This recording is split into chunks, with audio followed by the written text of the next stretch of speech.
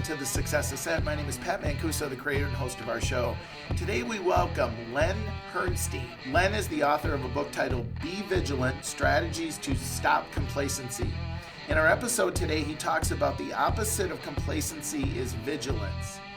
He talks about micro failures and failing fast and failing cheap. He also shares the challenge of overvaluing existing relationships. He talks about focus on building relationships beyond the transaction and approaching relationships with a selfless point of view. I know you're going to enjoy the episode today, so on to the ascent. Welcome to the Success Is Said. My name is Pat Mancuso, and I'm the creator and host of our show, and we are excited today to be with Len Herstein. Now, let me tell you about Len. Good morning, Len, or afternoon, wherever you are. Hey. We're glad to have you. Glad to be here. So Len has over 30 years experience in business and brand marketing. Prior to founding his marketing and events company, ManageCamp Inc., Len innovated, managed, and grew brands for major consumer products like Campbell Soup, Coca-Cola, and Nabisco.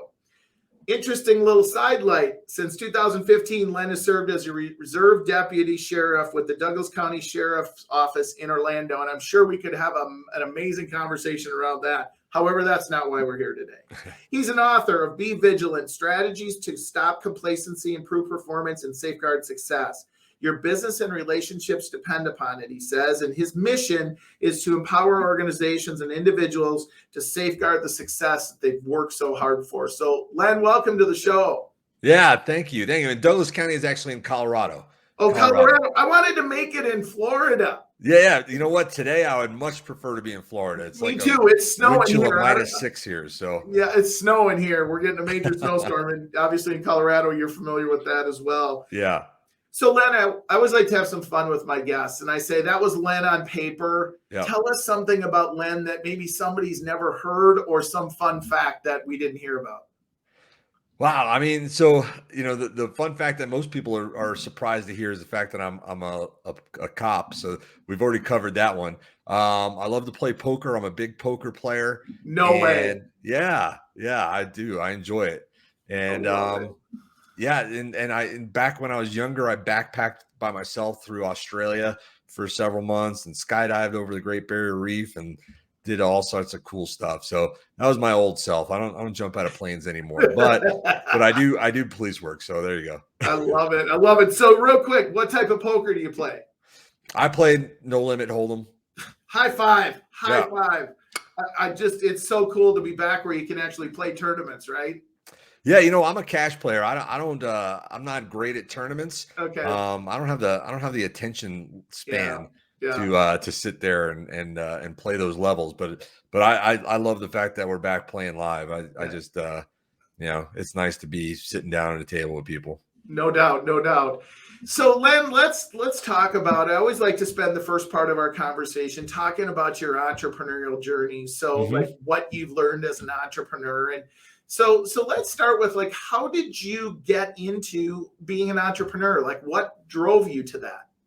You know, it's interesting. I didn't know I wanted to do it. I didn't know I had an entrepreneurial bug. I didn't kind of go through my career just thinking about that. But, you know, I'm old enough that I got into the .com craze. Yep. So back in like 2000, I joined a startup that was in Fort Collins, Colorado. We were an online grain exchange and also a transportation exchange for truckers. And, you know, that was the first time that I had worked for a small startup type company. All my other experiences have been with big, you know, huge multinational organizations. And so, you know, coming out of that, I realized, man, I've got a real, you know, passion for this, but, you know, we failed and I went back to work and went to work for Campbell Soup in New Jersey, but that fire had been lit. And so, you know, I started looking at things from a new light, thinking about what could I do? What could I do? And that's where, you know, I came up with this idea of, you know, I was at a conference one day and just realized I wasn't having any fun. I wasn't enjoying it. Most people around me weren't enjoying it, but they kept coming. We kept coming back every year. I was like, wow, the bar is low here. There's some white space. There's some opportunity. And so that's where I created my conference and event company. I love it. I love it. So let's talk just real quick. Let's talk about, when you failed, because, you know, one of the things that most entrepreneurs don't realize is you have to fail in order to succeed and have a higher level of success. what did that first failure, what did you learn and what did you take away from it moving to your venture of ManageCamp? Yeah, I had lots of micro failures along the way. One of the things that I had already learned from being in innovation on other businesses was this concept of failing fast and failing cheap. And so that was something that I kind of embraced, wholeheartedly when I started ManageCamp. And this was starting a conference and event company is difficult because you have to kind of, it's one of these like field of dreams things. You got to like build it and hope people come. Right. And all the cost goes in up front. So you've got Absolutely. all these responsibilities, all these commitments, all these contracts you're signing with hotels and audiovisual vendors and speakers and all these things. And then you spend all the money on the advertising and the marketing. And then you kind of hope people show up. And so, what was really important for me to be able to get through that beginning stage was to, make sure if I was failing cheap and I was failing fast.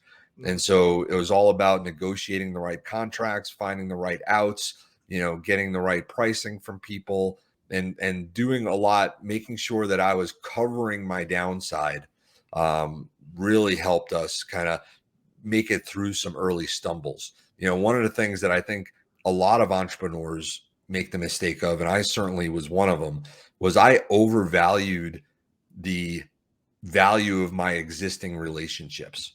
So Oh, I wow. came into it and said, you know what? I've been in marketing for years. I know all these brand marketers. I'm creating a conference for brand marketers, and all these people that I used to work with are all leading teams now. If I can get each one of them to just send one person to my event, we're golden. We've made our numbers, right? Yeah. And and that to me seemed logical at the Logical. time.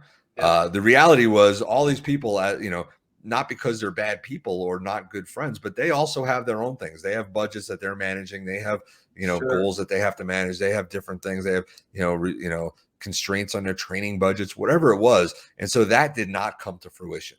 The success in my early days was not due to friends and colleagues sending people to my event. We had to go Sure. out and find them. And so that was a lesson we learned really quick when we reached out, and all of a sudden it was kind of crickets for a while.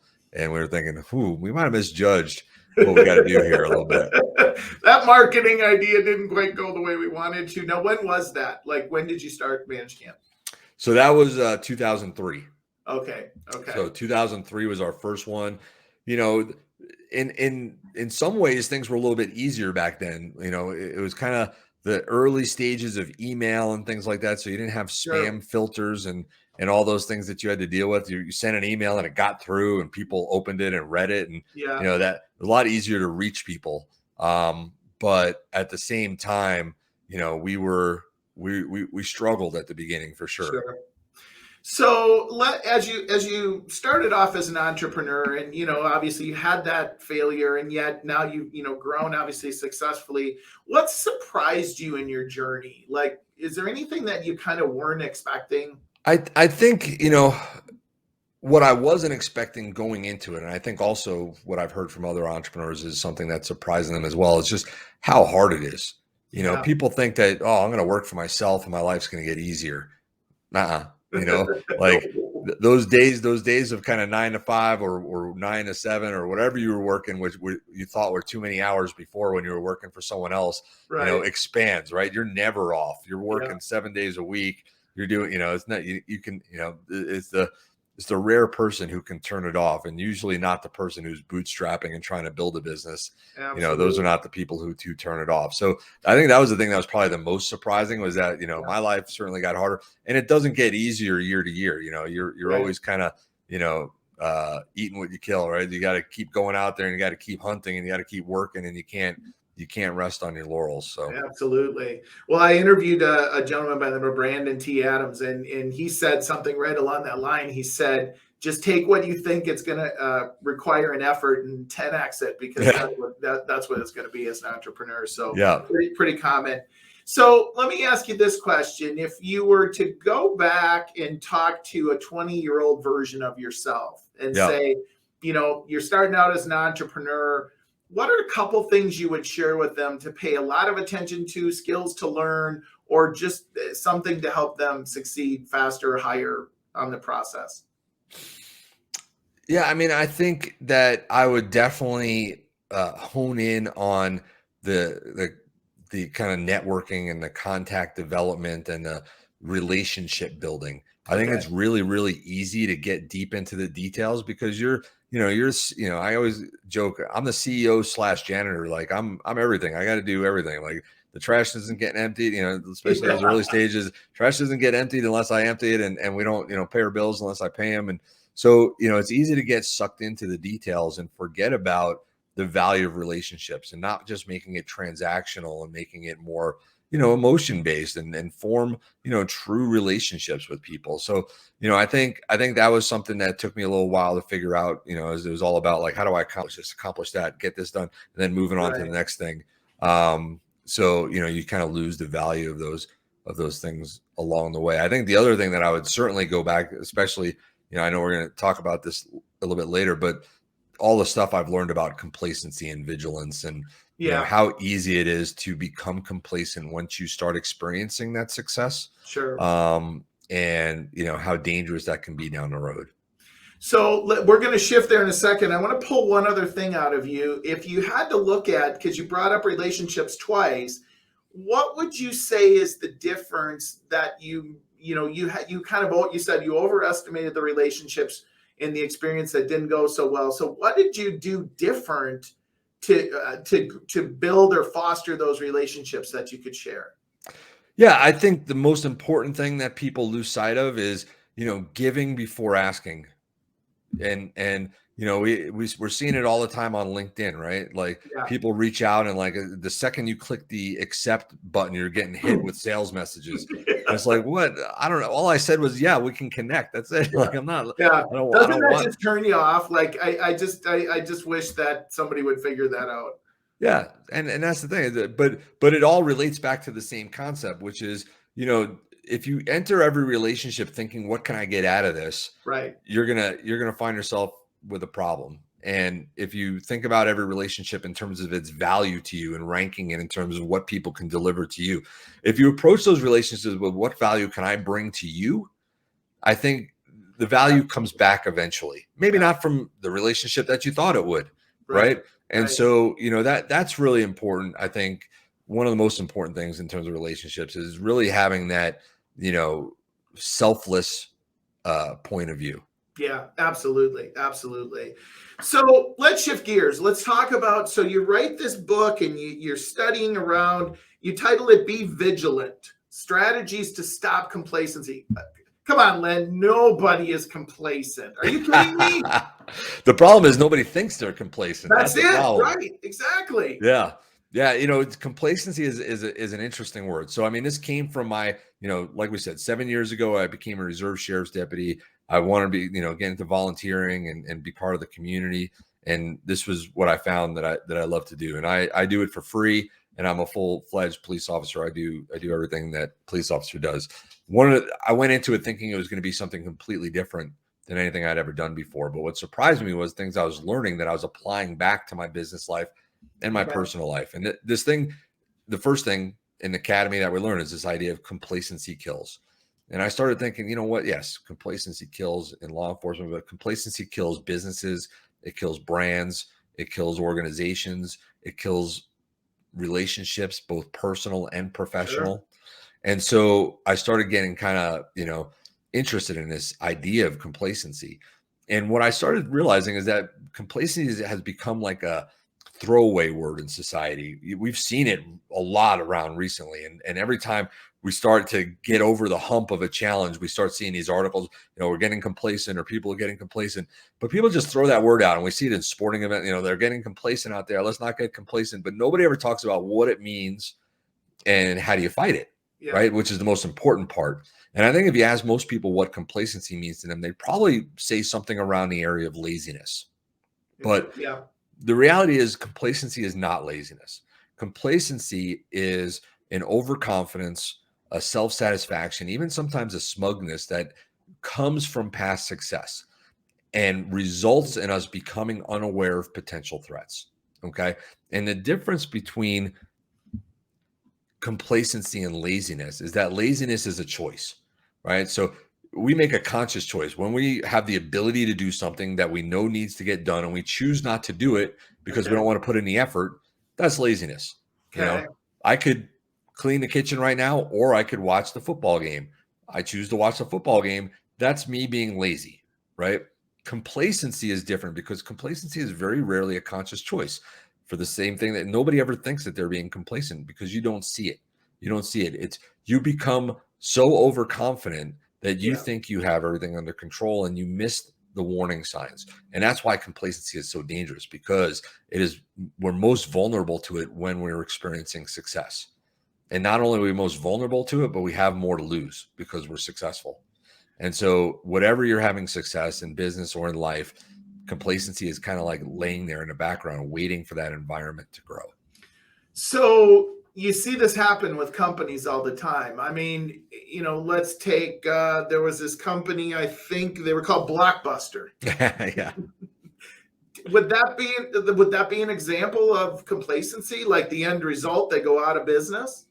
Yeah, absolutely. I mean, anytime you find yourself looking through a case study and you scratching your head and like, how could they have been so dumb? How could they have been so blind? Like, it's so obvious now. Right. The reason that they become so blind is because of an overconfidence, because they look at it and they see Netflix coming in that they could have, we all know the story. They could have bought Netflix, they could have whatever. And they look at it and they say, nah, we know what we're doing. We've been successful so far and our model works. And so we don't need you newfangled people coming in here and telling us what to do, right?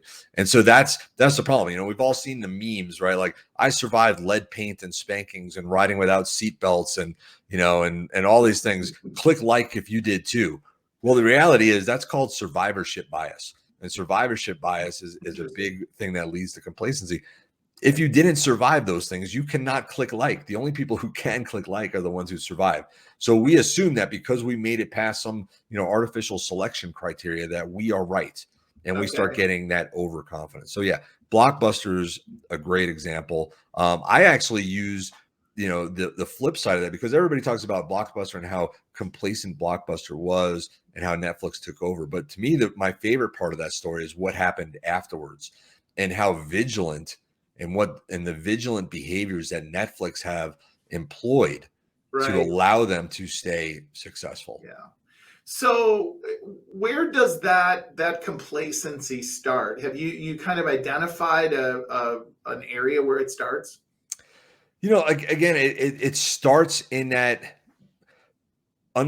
belief that what we've done before has worked, and so we know what we're doing. So does it start at the C level? Does it start within the organization, or all the above? All of the above. And so, this is what we get into in the book. Like, some of the things that we talk about is kind of top-down complacency.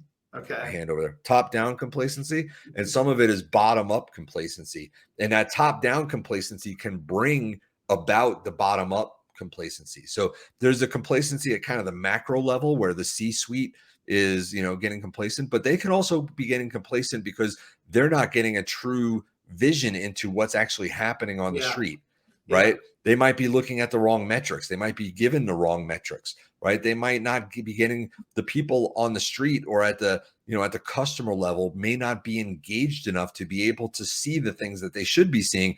That information doesn't make its way up. And so that bottom up complacency leads to top down complacency. Right. It all kind of works together. So do you see so let's talk about, so when you see it, you feel it maybe, what do you do to not cause it to be destructive and devastating to the point where it ends a company? Yeah. So let's start with this. If you've had success, so if you're not we rarely see complacency with bootstrapping startups that are maxing out their credit cards and working out of mom and dad's garage. Sure. That's not where you see complacency, right?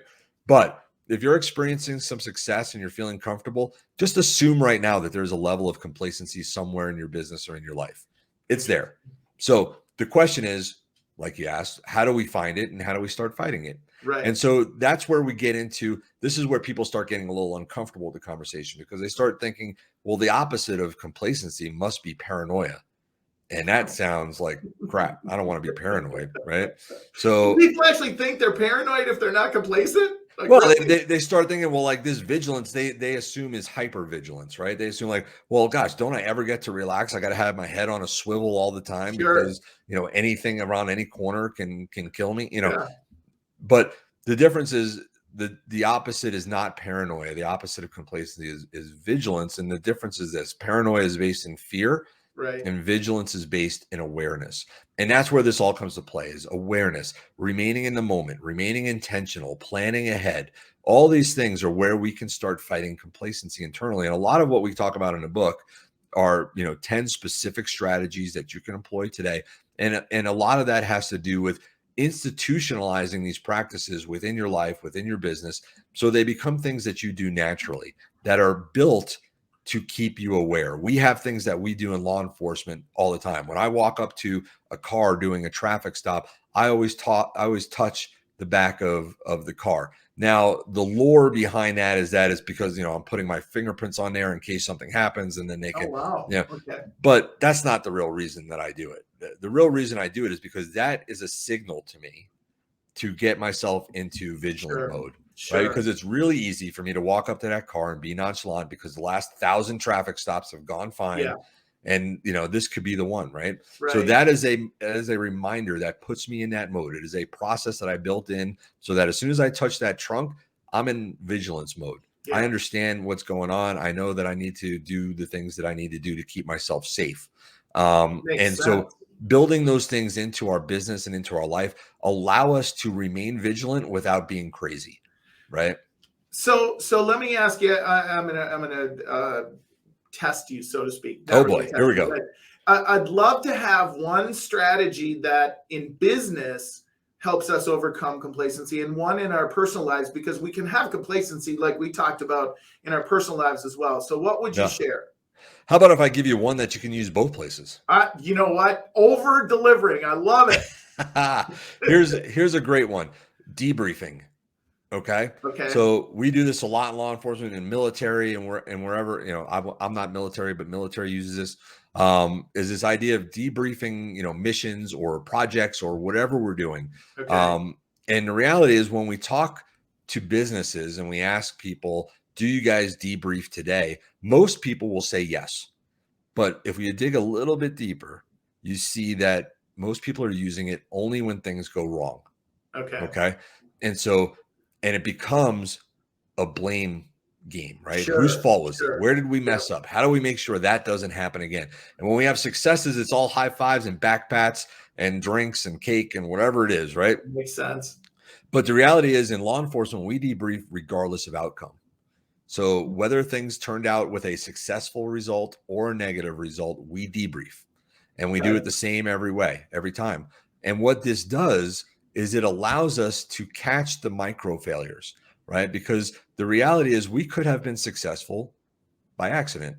We could Right. have been successful despite ourselves. We could Right. have been successful because our competition was worse than we were, Right. right? So, what I tell people is, here in Denver, I tell people to be Peyton Manning. In most other places other than like Indianapolis, I tell people to be Tom Brady. Don't be satisfied with success as on its own face value, Right. because what we need to do is we need to have everybody in the organization or the team or whatever it is understand that we are going to debrief on a regular basis. Each of these things, it has two results. Number one is knowing that going ahead of time, people are more aware and Right. more in the moment. They're paying Makes more sense. attention because they're going to have to explain things. Sure. Number two is it allows us to catch those micro failures before they become macro failures. And there's some specific ways I talk about in a book. One of the things is, obviously making sure that you do it regardless of outcome. Another thing is making sure that you leave titles and positions and tenure at the door. Mm. Everybody's equal and everybody gets an equal say. And Yep. there's 6 other things. But here's the thing. This is not just a business thing. This is an at-home personal life thing. We do the same thing in life with our family. We only talk about things when they go wrong. Right. We talk about what happened with our kids, what happened with that test, why are you out so late, what's going on with this. With our Sure. spouses, we have our fights or our arguments or our quarrels over money or mental health or whatever it is, right? Yep. And so the reality is that we have to really consciously build into our family structure these debriefs that are going to happen also when positive things happen. Oh my So we gosh. can talk about what went right. Yeah. How do we make sure that goes right again? What went right but could have gone righter? This is why I have an editor, because I say things like righter. So, these are the things that we need to do. And it doesn't have to be like a scheduled sit down in a family conference room meeting thing. Right. It could be family dinner, once a week. Yeah. Could be family breakfast. Could be, a walk that we go on and we talk about things. It's equally important at home and at work. Well, everything you're saying, Len, makes so much sense. I have this saying that nothing happens suddenly; it happens gradually, right? Mm-hmm. And complacency is, it sounds like, is the same thing, right? It just happens over time until the point where, unaddressed, it becomes devastating. So, it sounds like great work, and oh my gosh, boy, do we need it, right? Because there's a lot of complacency around. Let's start with the government, Len. Let's start with complacency. Like, you write a book on that, and I think we would solve a whole bunch of issues. I think you'd have a bestseller there. Well, I've got a couple of chapters that kind of deal specifically, and remember, everything that I learned and I'm applying back to business came from government work, right? Came from police. Yeah. And one of the key things, and one of the things that is talked about the most, not in these terms all the time, but is this idea of accountability and transparency. One of the things that happens, and one of the reasons why success breeds complacency, is because success also generates power. And when we have power, we can do things because we can, right? So I talk about this idea of being able to articulate the why, and it gets into having a purpose, right? And having a true purpose that goes beyond making money or whatever it is. If in law enforcement, we have to be able to articulate a why all the time. Why did I stop that person? Why did I ask them those questions? Why did I keep them there that long? I have to be able to answer all those questions, right? Yeah. And when you don't have to answer those questions, or when the answer to those questions become because I said so, or because this is the way we've always done it, you are abusing power at that point. Yeah. And that'll work for a little while. Yeah. But that doesn't last forever, right? Yeah. You don't have the power all the time. And so, the government has been notorious about doing this, right? Before we had body cameras, before we had, all the 20-second news cycle, right? Like, before we had all that, there was things that would get, that didn't have to get discussed or didn't have to get shown. Right. That lack of transparency and that lack of accountability allows power to be used in maybe not great ways. Yeah, absolutely. And so that's what we can learn from government. And we have it in business. Like, as an entrepreneur, as you build power, you might have power over your employees. You might have power over your vendors, over your customers. How you use that power. We're seeing something right now, the Great Resignation, and everybody's talking about it as if it's a COVID thing. Yeah. This is not a COVID thing. No. This is something that's been brewing. You're talking about how, like, you don't see it, and then you see it. Yeah, right? You see it. Yeah. This has been brewing for a long time. People have been mistreating their employees. They have been underpaying them. They have been under-benefiting them. They have been, overworking them. And they could, because they had the power. And then all of a sudden things shifted. Yeah. And it's interesting, isn't it? It's just interesting times, opportunity times, right? For the people who get it. Okay, so let's shift gears on you. What's the best advice that you've ever been given? I think the best advice. So I've had the benefit producing my Brand ManageCamp conference for 19 years. I've had the benefit to sit and listen and talk to some of the greatest marketing and brand thinkers in the world. Sure. And that's been awesome for me. So I've got a lot of great advice. Yeah. But I would say probably the one that I use the most is from a guy by the name of Bruce Turkel. And he's actually in Florida. So we already mentioned Florida. So he's in Miami though. But his advice is this concept of it's all about them. Okay. And sometimes we forget this in business. We forget that, a simple example is you have to put together a deck to present something to someone, and you make them sit through an hour and 100 pages of a deck because you want them to see all the work that you did. And you want them to appreciate everything that you did. Well, that's about you. That's not about them. Exactly. That's not what they needed out of that presentation. Yeah. Right. And so whatever it is, whatever you're doing in life, you got to realize that you got to make it about them, whether it's your customer or your vendor or your family or your employee. Make it about them and make sure that what you're doing is focused on them. Right. And that'll solve a lot of problems in the world. Yeah, makes so much sense. So let's flip it upside down, Len. What's the worst advice that you ever been given that hopefully you didn't follow? And if you did, what did you learn? Yeah.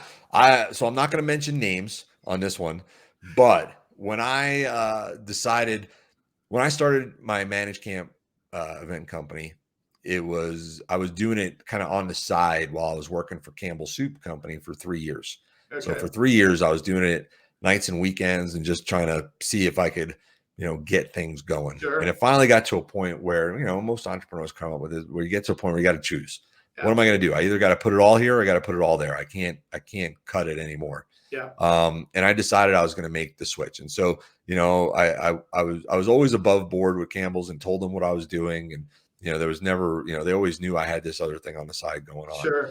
But I decided I was going to quit. And I started, so I started, scheduling some exit interviews with people just to, tell them thank you and, tell them how much I appreciated them. There was one high up executive who I had my meeting with. And as I was sitting there, he just stopped me and said, "Len, I'm going to stop you right there. Here's my advice to you. I want you to go home. I want you to write a letter as to how you're reversing your opinion and that you're going to stay here. You're not going to leave because this is the worst decision you could possibly make. It's not going to work for you. Wow. You gotta stay here." And I'd already decided, of course. Yeah. I wasn't asking for permission. I was just being nice. But I was kind of like dumbfounded, like, oh my gosh. Like most people are just like, hey, good luck. Yeah. This guy was like, which, I appreciated that he took, he felt that way and he had, the conviction and also cared about me enough to tell me how he felt. Right. Which was great. I didn't agree with him. Right. But I appreciated that he said it, but I did not follow that advice. Yeah. I still like it. Thank goodness. Oh my gosh. Boy, there's a great example of maybe complacency, right? In his mind, thinking maybe. Yeah. Well, Len, I'm going to do a little PSA here, and then I'm going to ask you for a final thought. So, sure. Ladies and gentlemen, first of all, thank you so much for supporting us, watching, listening, subscribing. You can go to www.thesuccessascent and sign up for updates. You can also go to your favorite podcast source. We're all over the place, too many to mention. Subscribe, leave us a review, share it. We just love doing this. I love to have folks like Len on and folks that just really deliver a high level. And certainly, Len, you did that today. So we do appreciate it. So what would you share with our listeners as a final thought or a final message as we sign off today?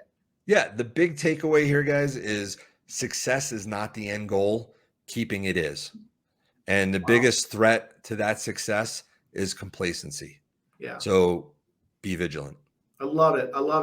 And I've got your website scrolling. And so what will they get when they get there? Yeah. So you'll learn all about me and the book is on there as well. You can get the book at Amazon or Barnes & Noble, wherever you buy books or ebooks or anything like that. You can also get some swag. So I've got these cool, I don't know if you'll be able to see it, but these bracelets. I talk about reminders. This one says Be Vigilant on it. Love that. And you can get, a nice little laptop sticker to put on your laptop to remind you and anybody you're working with to be vigilant. So you can get those there as well. And you can also get a worksheet that you can go through while you're reading the book to keep track of all your thoughts. I love it. Well, Len, again, thank you so much for everything you delivered today.